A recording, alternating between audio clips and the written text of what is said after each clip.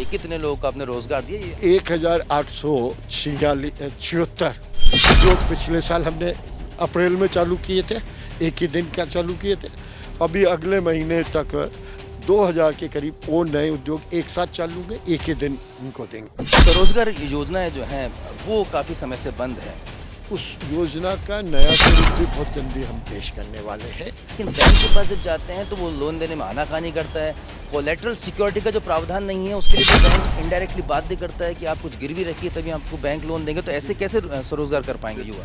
देखिए 3 बातें हैं। कुछ समय ऐसा भी एक काल आया था जब रोजगार वाली योजनाओं में बैंकों में कुछ डिफ़ॉल्ट के ज़्यादा केस हो गए। उसका मैनेजमेंट दूसरे एंगल से जब हुआ और उनके डिफ़ॉल्ट के ज़्यादा केस होने से बैंकों में प्रॉब्लम आई, बैंक ओवर कॉन्शियस हो गया। काफ़ी उद्योगपतियों की शिकायत भी है कि देखिए हम 5 लोगों की समिति बनाते हैं, हम लैंड को आइडेंटिफाई करते हैं, उसका विभाग कहता है कि इसको नीलामी में ले जाओ। तो फिर हम अभी कुछ लोगों की बातें आई है, इस पर मंथन चल रहा है। अगले 1-आध महीने में हम इस पर डिसीजन लेंगे। आपकी जो चाल है बहुत तेज़ रफ्तार है, यही तेज़ रफ्तार क्या फाइलों में भी दिखाई देती है? 7 महीने काम किया है। 7 महीने में अगर 4000 इंडस्ट्री खड़ी हो जाती है तो मैं समझता हूँ कि शायद कुछ क्रेडिट वर्दीनेस है। मध्य प्रदेश के लोगों को रोजगार की बात भी होती है, फिर वो जब वो कुछ उनमें डाइसी बना आता है, चालाकियाँ होती हैं, दुख होता है। कार्रवाई क्या होती है? देखिए हर जगह कार्रवाई होती है। दुनिया में सच तभी है जब झूठ है, गलत तभी है जब सही है। तो मध्य प्रदेश में एक सेक्टर जो आपको पसंद का हो, जो किसान ये बेच देता था वही एक्सपोर्ट भी हो जाती थी। बहुत सारे हर्ब्स, बहुत सारे प्रोसेस वाले प्रोडक्ट चले गए विदेशों में। अब हम उसको कन्वर्ट कर रहे हैं कि सब हम यहीं प्रोसेस करने का प्रयास करें। बड़ी उपलब्धि हो जाएगी क्योंकि चाइना सबसे ज़्यादा यहीं डोमिनेट करता है। ठीक है, लेट्स सी।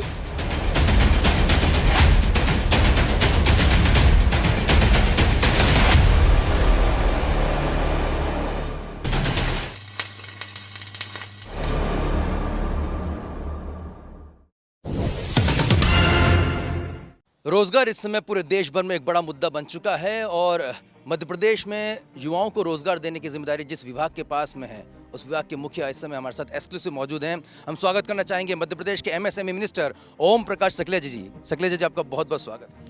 धन्यवाद, सभी को नमस्कार।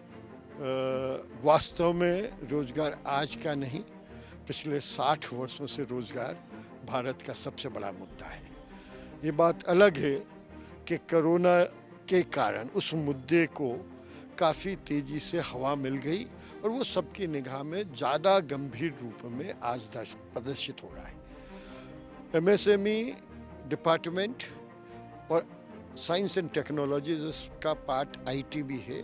ये दोनों डिपार्टमेंट इस काम में सबसे महत्वपूर्ण सिद्ध हो सकते हैं। शायद इसीलिए ऐसी महत्वपूर्ण जिम्मेदारी माननीय मुख्यमंत्री जी ने मुझे सौंपी है। देखिए, राजनीति से तो आपका पूरा पारिवारिक रिलेशन है। जो हमारे दर्शक हैं वो जानते हैं कि आप मध्य प्रदेश के पूर्व मुख्यमंत्री वीरेंद्र कुमार सकलेचा जी के सुपुत्र हैं। लिहाजा मैं सियासी सवाल तो आपसे कम पूछूंगा कि उसमें मैं कमज़ोर रहूँगा आपके सामने। मैं फैक्चुअल कुछ सवाल पूछना चाहूँगा सर आपसे। Please go ahead. जी, स्वरोजगार योजनाएं जो हैं वो काफ़ी समय से बंद हैं और ये काफ़ी समय से चर्चा में भी हैं कि भाई ये बंद क्यों कर रखे, अगर रोज़गार देना है तो ये स्वरोजगार योजना को क्यों बंद कर रखा है, तो इसको लेकर क्या विचार चल रहा है? देखिए, स्वरोजगार योजना में 15% मैक्सिमम ग्रांट है। हमारी डिफरेंट योजनाओं में 40% तक ग्रांट मिल रहा है। स्वरोजगार योजना उस समय ज़्यादा इफेक्टिव थी जब एमएसएमई का हिस्सा बहुत छोटा था और छोटे हिस्से के साथ ही उसमें एकदम नीचे के छोटे गांव में उठाव लाने की ज़रूरत थी। लेकिन अब जब हर ज़िले में ये इफ़ेक्टिव आ गया, उसे 40% ग्रांट मिल सकता है, तो 15% पे रोक कर क्या हम उसके प्रति न्याय कर रहे हैं? उस योजना का नया स्वरूप भी बहुत जल्दी हम पेश करने वाले हैं। उसे इस बेहतर योजना में मिलाकर हम कोशिश कर रहे हैं कि वो जनता के बीच में आए। कुछ टाइम फ्रेम बता पाएंगे, क्योंकि काफ़ी युवा हैं वो जानना चाहते हैं कब ये योजना फिर से शुरू होगी, नए फॉर्म में किस नाम से आ रही है? बहुत जल्दी शुरू हो जाएगी। वैसे तो योजना चालू है, क्योंकि योजना का स्वरूप बदल दें तो एमएसएमई में वो अप्लाई करे, मैं 40% सब्सिडी तुरंत दे रहा हूँ। तो उसमें तो सब्सिडी 15। पिछली बार की सर अभी तक रिलीज नहीं हुई है। देखिए 1 साल डिले चल रही है कोरोना के कारण, उससे ज़्यादा डिले नहीं है। 1 साल की डिले सब्सिडी वास्तव में नहीं होना चाहिए, government should be prompt enough, लेकिन परिस्थितियां कोरोना काल में पहली प्राथमिकता ट्रीटमेंट था, इलाज और व्यवस्था सुधारना, अनाज देना, घर की किसी में कोई भूखा ना रहे, इसलिए वो 1 साल डिले चल रही है। स्वरोजगार योजना में मंत्री जी बैंक की भी एक बड़ी भूमिका रहती है। अक्सर ये देखने में आता है और लोग कहते भी हैं कि देखिए विभाग तो काफ़ी मदद करता है, लेकिन बैंक के पास जब जाते हैं तो वो लोन देने में आनाकानी करता है। कोलेटरल सिक्योरिटी का जो प्रावधान नहीं है उसके लिए भी बैंक इनडायरेक्टली बाध्य करता है कि आप कुछ गिरवी रखिए तभी आपको बैंक लोन देंगे। तो ऐसे कैसे स्वरोजगार कर पाएंगे युवा? देखिए 3 बातें हैं। कुछ समय ऐसा भी एक काल आया था जब रोजगार वाली योजनाओं में बैंकों में कुछ डिफ़ॉल्ट के ज़्यादा केस हो गए। उसका मैनेजमेंट दूसरे एंगल से जब हुआ और उनके डिफ़ॉल्ट के ज़्यादा केस होने से बैंकों में प्रॉब्लम आई, बैंक ओवर कॉन्शियस हो गया। सेकंड कोलेट्रल जो गवर्नमेंट ऑफ इंडिया दे रही है एमएसएमई डिपार्टमेंट के सभी इंडस्ट्री को, वो एमएसएमई को फॉलो ना करके वो उसका कर रहे हैं। लेकिन अभी एक नई और योजना बनाई कि जो कोलेट्रल देता है उसको चीपर रेट ऑफ इंटरेस्ट 2% ब्याज कम लगेगा, और जिसकी नहीं है वो 2% ज़्यादा दे के उसको रिस्क इंश्योरेंस कवर करता है। तो ये दोनों योजनाओं का कॉम्बिनेशन है। कुछ गलतियां हैं, लेकिन उसके बाद भी अगर मैं कहूँ कि मैंने पिछले अप्रैल में 2000 नई इंडस्ट्री शुरू करी एमएसएमई की, अभी मैं फिर 2000 अगले 2 महीने में शुरू करने वाला हूँ। इंडिया का सबसे बड़ा, सबसे अच्छे क्लस्टर्स बनने जा रहे हैं। इंदौर में अभी मेरे को 400 एकड़ ज़मीन में एक ही फर्नीचर का क्लस्टर बन रहा है।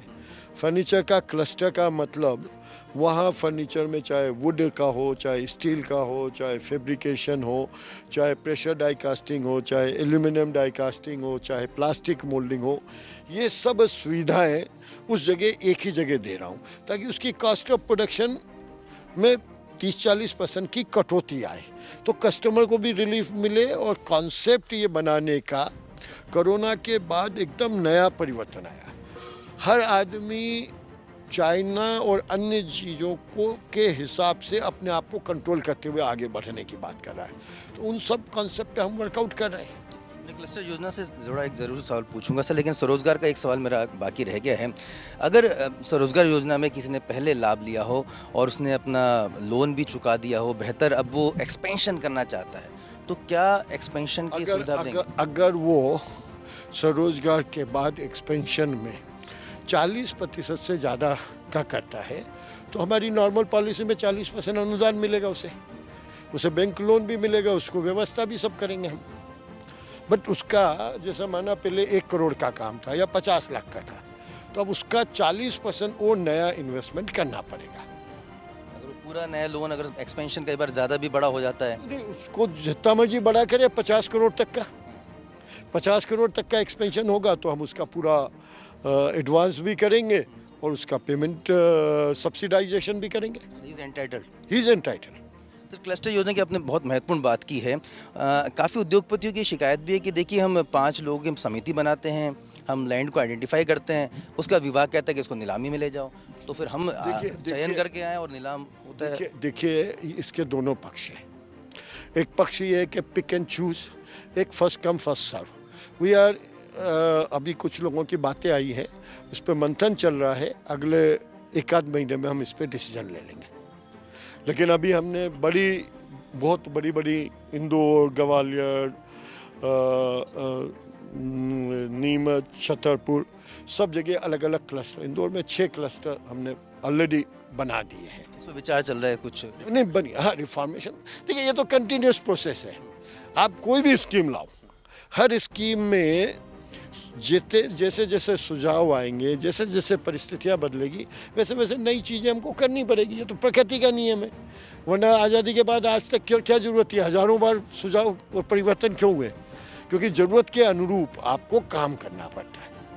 जी, एक सवाल भी है कि जो हमारे इंडस्ट्रियल सेक्टर्स थे, अब काफ़ी नए में तो आप काफ़ी काम कर रहे हैं, उसको डेवलप कर रहे हैं। पुराने जो हैं वो अब शहर के भीतर आ गए हैं, वो कमर्शियल हब में तब्दील होते जा रहे हैं। तो उद्योग जो होना चाहिए वहाँ पे दिखाई नहीं देता। देखिए, दो विषय हैं। 80 से प्रतिशत से 90% तक का जमीन का पैसा सरकार सब्सिडाइज करती है।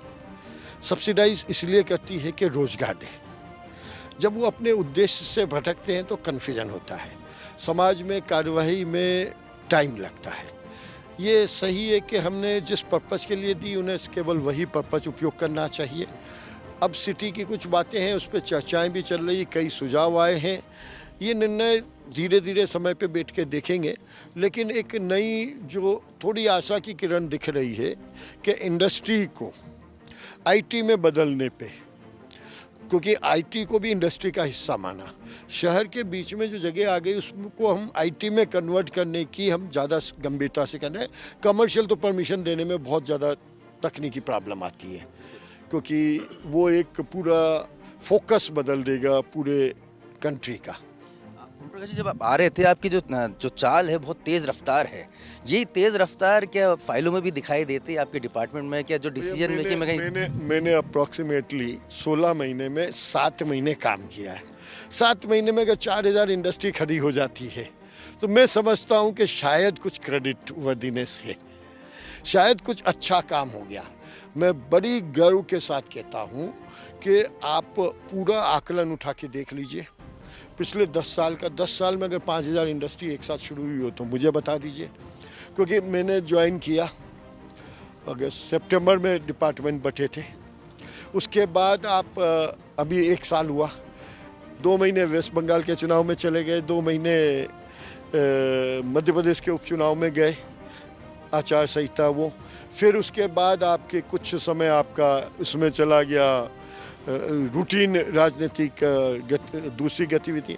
4 महीने कोरोना ने बर्बाद कर दिए। तो उसके बाद आप समझ हिसाब लगा लीजिए कितने महीने काम किए।